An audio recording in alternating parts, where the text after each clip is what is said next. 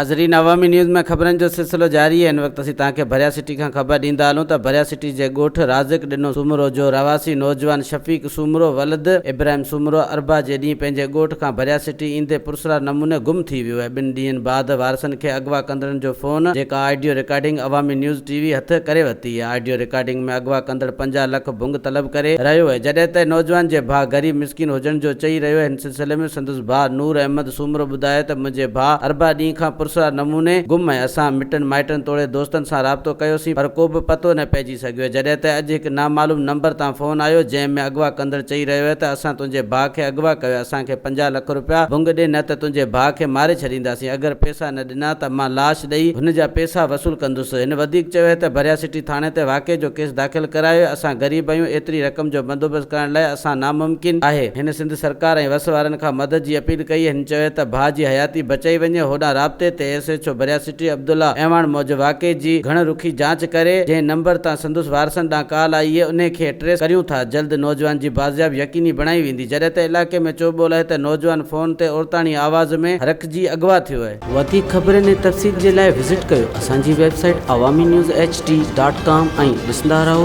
Awami news HD।